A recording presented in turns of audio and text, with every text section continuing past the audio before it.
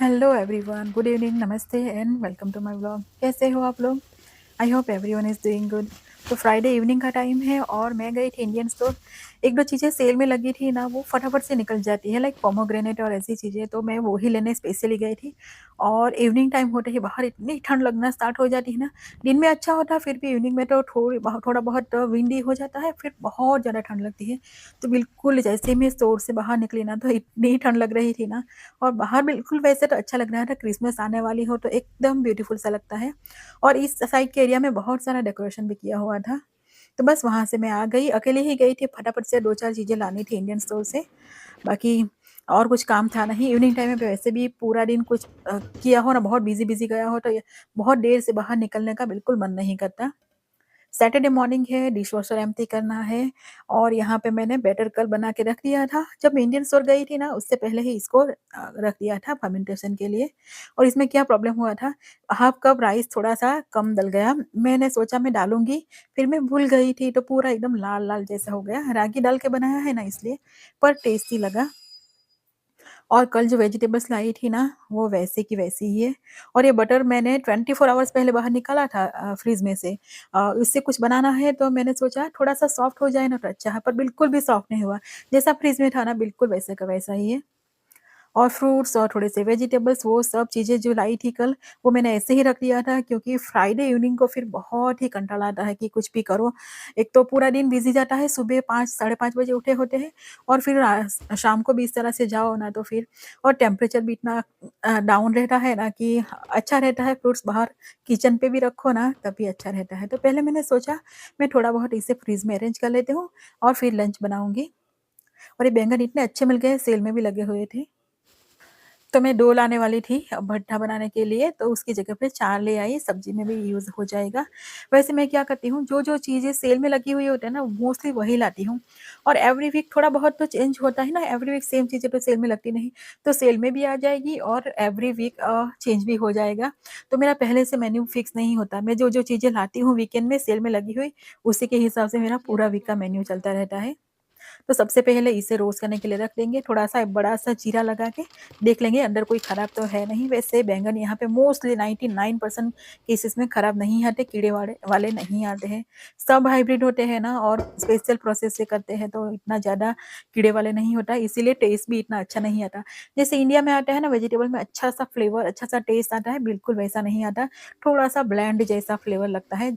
अगर इंडिया से यहाँ पे आए ना, तो वहाँ पे खा के आए ना, तो बिल्कुल भी पसंद नहीं आया ये वाला फ्लेवर यहाँ पे। पर यही खाना है हमारे पास, और कोई ऑप्शन तो है नहीं। तो ये रोस्ट हो रहा है, तब तक मैं कल रात को जो क्लीन करके सब चीज़ें रखी थी ना ड्राई होने के लिए, वो सब किचन पे फैला हुआ है। तो वो सब चीज़ें समेटूँगी, उसके बाद मैं लंच की प्रिपरेशन करूँगी। और ये रात को है ना वॉश करके रखा था, उस टाइम पे ड्राई नहीं हुआ होता है, तो सुबह ही मोस्टली मेरा होता है।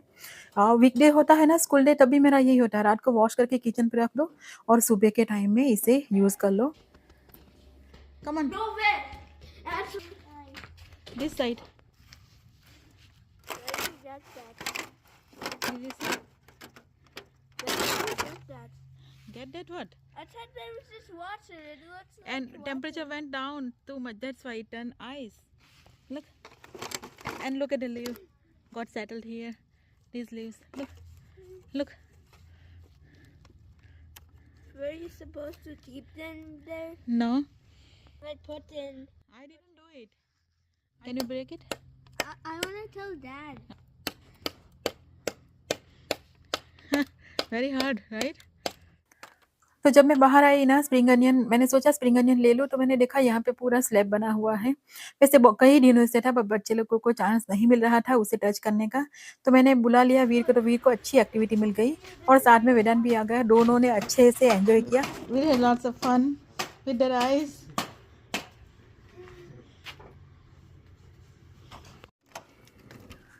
तो बस छोटे बच्चे किस तरह से करते हैं उसी तरह से पूरा आइस को ब्रेक ना कर दिया ना तब तक दोनों लगे रहे।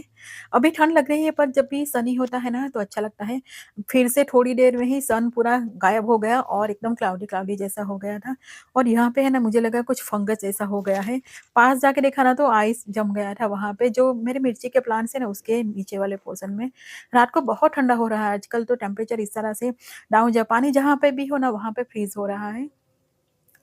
और यहाँ पे मैंने चॉप के लिए थोड़ा-सा अनियन, स्प्रिंग अनियन और गार्लिक को भी हरी वाली गार्लिक की पत्तियाँ डालो ना तो बहुत टेस्टी लगता है ये और इसमें गार्लिक वैसे भी ज़्यादा जाएगा तो एकदम विंटर में खाए ना और टेस्टी सा लगे ऐसा मैं भरता बनाऊँगी, साथ में बाजरे की रोटियाँ बनाऊँगी। बाजरे की रोटियाँ यहाँ पे बाजरे का आटा इतना अच्छा नहीं मिलता तो कुछ अच्छे से बन जाए ईज़िली उस तरह से बनाएँगे और एक चटनी भी बनाऊँगी जो मैं छोटी थी तब खा के बड़ी हुई थी। हमारे यहाँ पे बहुत बनाई जाती है विंटर की सीज़न में पर्टिकुलरली। तो यहाँ पे तड़का दे दिया है तो मस्टर्ड सीड्स डाल दिए हैं, साथ में थोड़ा-सा अजवाइन, ब्लैक पेपर डाले हैं, हींग और बहुत सारा यहाँ पे गार्लिक की पत्तियाँ, बहुत सारा चॉप गार्लिक और थोड़ा-सा मैंने डाला है जिंजर। अच्छे से भुनेंगे इसे यहाँ पे और एक मीडियम साइज़ का अनियन चॉप के लिए है उसको भी डालेंगे।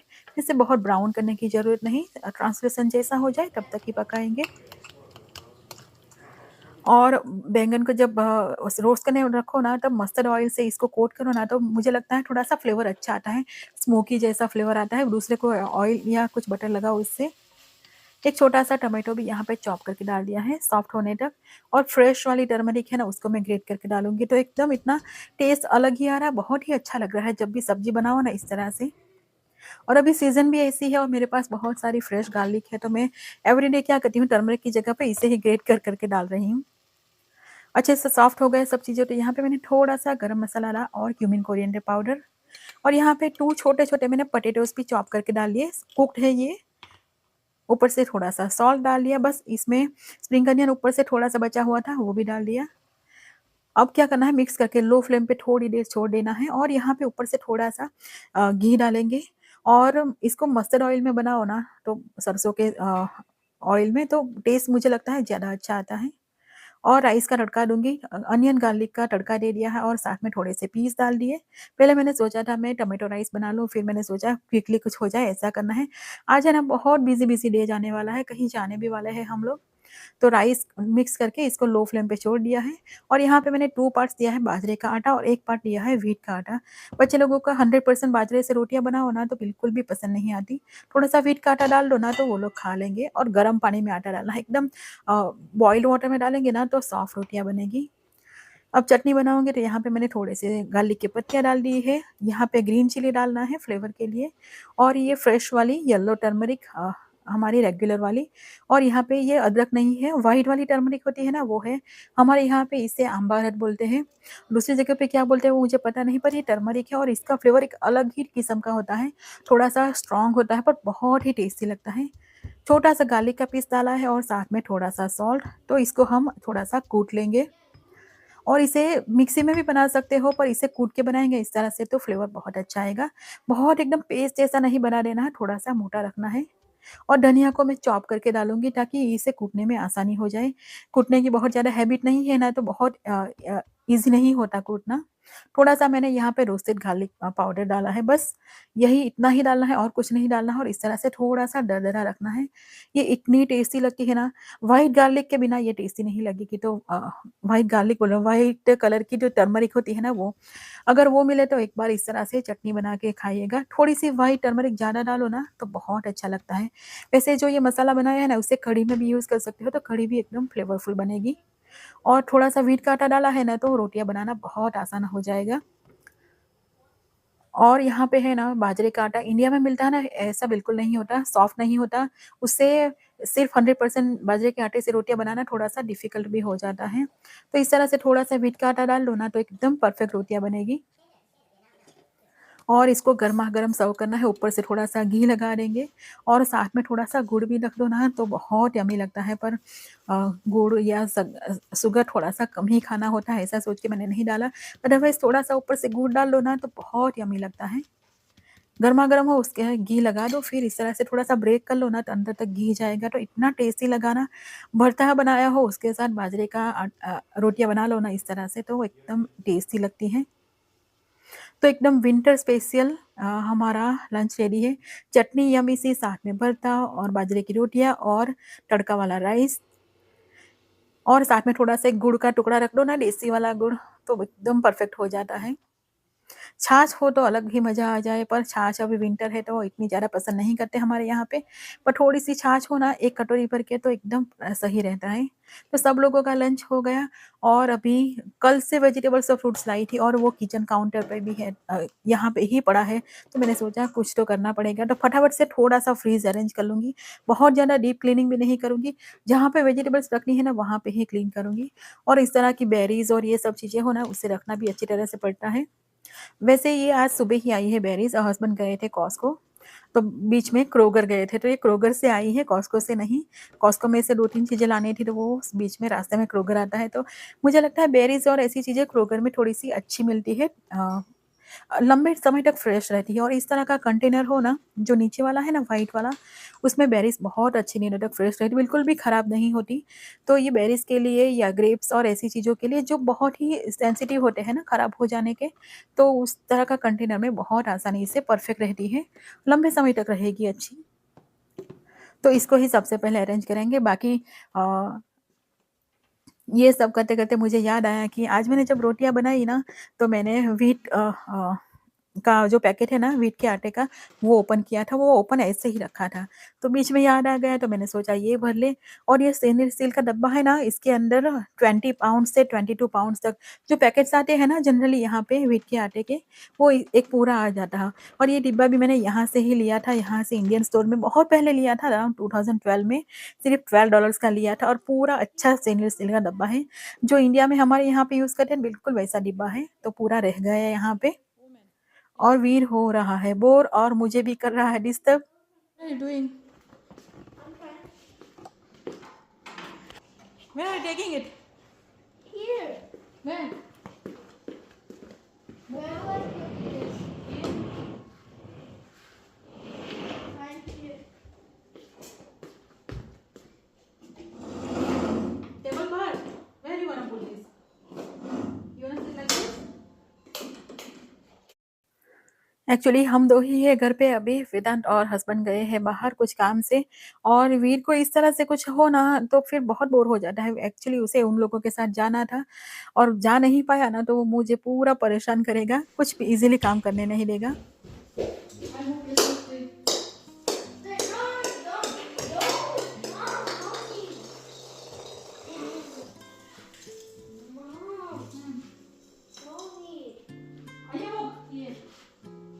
प्लगिंग करो पड़ेगा ना, then you can do it.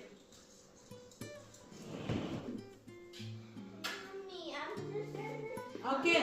piano seat. तो बस उसे थोड़ा बहुत हेल्प कराई। वो एकदम फ्रस्ट्रेट हो रहा था, उसको बिल्कुल करना नहीं था ऐसा कुछ एक्टिविटी, उसे एक्चुअली देखना था टीवी, और मैंने टीवी टाइम अभी दिया नहीं, तो वो थोड़ा-सा इरिटेट हो रहा है। और मेरा फ्रीज़ का इसी तरह से कंटेनर्स होते हैं, जो इसकी एक ट्रे होती है उसमें डालती हूँ, और ऊपर थोड़े से ऑर्गेनाइज़र एकदम सिंपल बेसिक से है, उसी में सब चीज़ें रखती हूँ मेरा। बहुत ज़्यादा ऑर्गेनाइज़र या ऐसी चीज़ें मेरे पास है नहीं, सिर्फ लाइनर यूज़ करूँगी। तो यहाँ पे फ्रीज़ क्लीन करने के लिए मैं क्या करूँगी, विनेगर, बेकिंग सोडा और जो किचन का हमारा डिश सोप है, तीनों को थोड़ा-थोड़ा मिक्स करूँगी। इससे क्या होता है, अच्छे से क्लीन भी हो जाएगा, और कोई कचरा लगा हो वो भी साफ़ हो जाएगा, कुछ ऑयल या ऐसी चीज़ें पड़ी हो वो भी क्लीन हो जाएगी, और एक स्मेल भी अच्छी आएगी। इसमें आप चाहो तो थोड़ा-सा कुछ फ्रेग्रेंस के लिए नींबू के छिलके भी डाल सकते हो यहाँ पे, या फिर ऑरेंज के छिलके भी डाल दो ना, तो भी बहुत अच्छा फ्रेग्रेंस आएगी फ्रिज में से।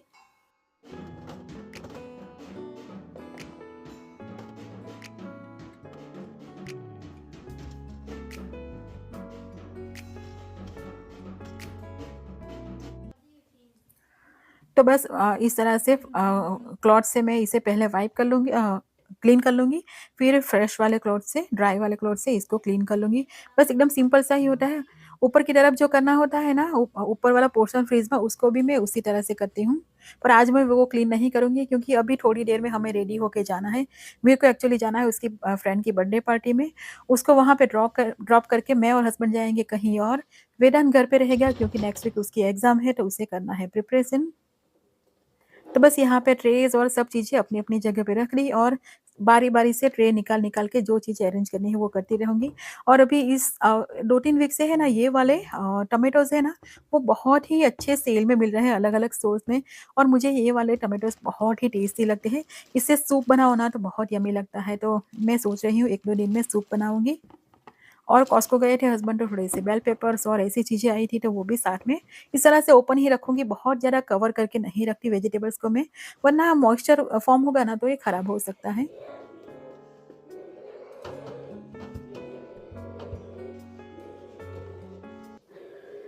और एक ट्रे रखो, एक को बाहर निकालो, ऐसे करते-करते मैं फ्रिज को कंटिन्यूअसली ओपन नहीं रखती, इसे बंद करती जाती हूँ और इस तरह के लाइनर में रखती हूँ। इससे क्या होता है ना, जो ग्लासेस होते हैं ना, उसके ऊपर स्क्रैचेस भी नहीं पड़ते और ये अमेज़न पे बहुत ही अच्छी बहुत ही वैरायटी के मिलते हैं, पर ये वाले बहुत पुराने हैं मेरे पास, अराउंड 10 इयर्स हो गए होंगे और इसको मैं एकदम ग्रिप भी अच्छे से रहती है और अच्छे से क्लीन भी हो जाते हैं।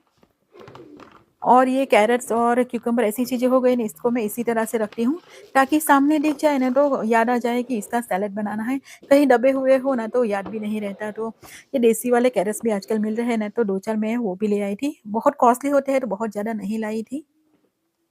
पोमेग्रेनेट को भी फ्रिज में रखना पड़ता है क्योंकि बाहर थोड़े से खराब हो जाते हैं और ये मैं स्पेशली कल यही लेने गई थी। सेल में लगा हुआ था, सेल में लगा हुआ हो ना तो फिर हाथ नहीं लगता, तो जिस दिन सेल में लगे उसी दिन मैं ले आती हूँ।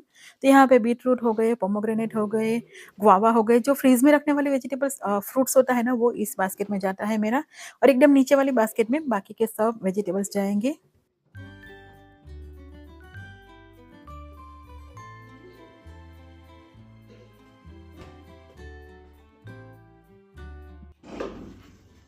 What? What did not stay in here? तो वीर है ना एकदम एंग्री मोड में आ गया था, तो मैंने सोचा अभी बाकी का फटाफट से जो फ्रिज में रखना है वो फटाफट से रख दूँगी और फिर उसके साथ कुछ स्टोरी रीड करने के लिए, कुछ एक्टिविटी करने के लिए बैठूँगी ना, तो वो बिल्कुल नॉर्मल हो जाएगा। तो उसके बाद मैंने कुछ क्लिप नहीं किया, जितना था वो उसको फटाफट से फ्रिज में डाला। तो बस इसी के साथ आज का व्लॉग भी यहीं पे ख़त्म करते हैं। आई होप आप लोगों को व्लॉग्स पसंद आ रहे हो। पसंद आए तो प्लीज़ इसे लाइक और मेरे चैनल को सब्सक्राइब करना ना भूलें। मिलते हैं अगले व्लॉग में, तब तक के लिए बाय एंड टेक केयर।